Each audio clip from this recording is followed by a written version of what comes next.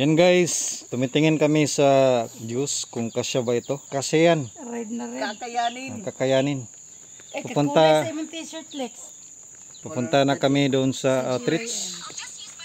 Kasama ko si Mim, Ate Julie at Dexter. Moving forward na kami doon. At tumila na ng kunti ang ulan, pero meron pang bahagya. Matagal na tayong hindi nakapunta doon dahil nung 2 weeks ago, umulan ng malakas, makulimlim. Moving forward na kami. Narinig natin yung tinig ng motor. Yan, nandito na tayo sa maputik na daranan. Pero maganda dahil nilagyan nila ng mga bato para hindi madulas. So far maganda na ang daraanan dito, hindi nung una na talagang bako-bako, maputik.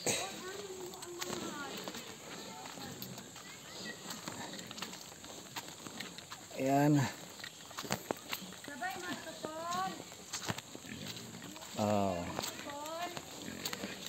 Dito pala ang daraanan na maganda. Ayan ang ating church lot. Ito na yung mga kahoy na gagawin natin sa ating church building.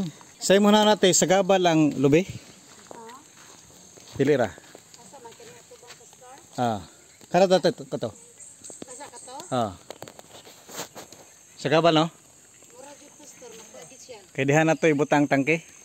Makuha gyud ang butungan na. Iputol na to na karon kuan benihan. Ayan guys, ito na yung mga kahoy na gagamitin sa pangpuste natin dito sa ating church building. Malalaki. Ito, rosewood ito. Sa Bisaya pa ito. Maganda na klase na kahoy ito na gagamitin natin sa ating church building.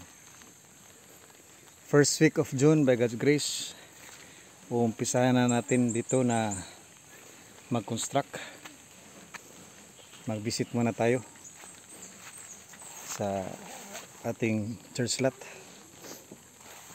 Napapatuloy natin dito. Ito yung mga concrete footing preparation sa mga poste. Ganyan kalaki ang ating church. Ganyan muna.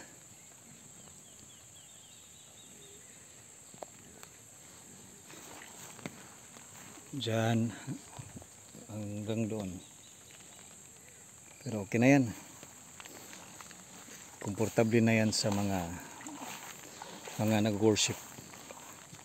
Ayan ang ating church CR. Parang tatanggalin natin itong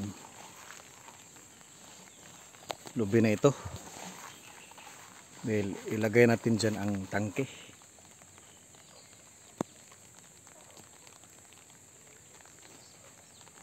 Ito ang update natin sa ating church lot.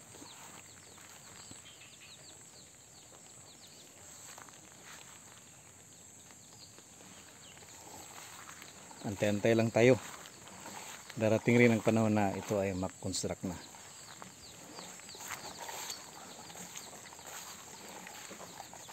Hanggang dito ang sa likuran niya.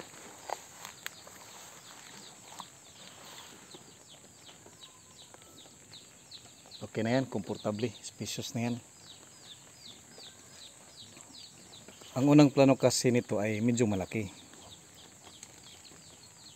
Concrete siya, pero kinapos tayo ng budget. Kapag mag-concrete tayo nito, maubos ang ating budget. Kaya nag-decide tayo na kahoy muna. Kapag meron ng budget, pwede natin yung i-concrete. Slope ang lupa na tatayuan ng ating church building. Diyan hanggang doon, yan ang stage sa ating tinatayuan. Ang poste ay 1, 2, 3, 4, 5. 5 poste magkabilaan. Ito yung stage at merong 4 na poste para sa space kung saan ang mga tao ay magsisimba. Ito ang update natin dito sa church lot and building sa Sitio Kituba, thanks to Commission Grace Gospel Church of Christ. Let's pray for it na ito ay matatapos. Puso ko'y dinodulog sa'yo. Nagpapakumbaba, nagsusumamo. Pagin dapatin mo. Dako tingog. Makaliig kaas sa'yo ay pumisan. Loobin mo ang buhay ko'y maging banal mong tahanan. Luklukan ang iyong wagas na pagsinta. Daluyan ng walang hanggang mga papurit pagsamba. Maghari ka, O Diyos, ngayon at kailanman.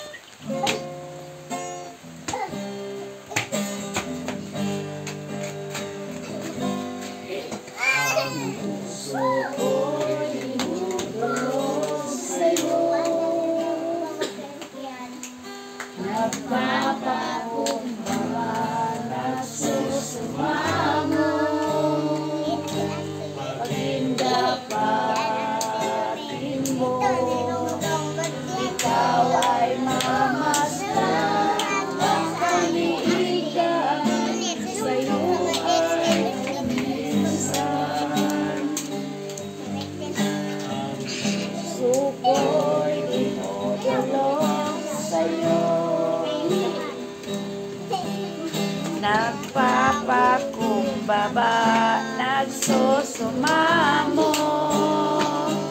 Pagdapatin mo, ikaw ay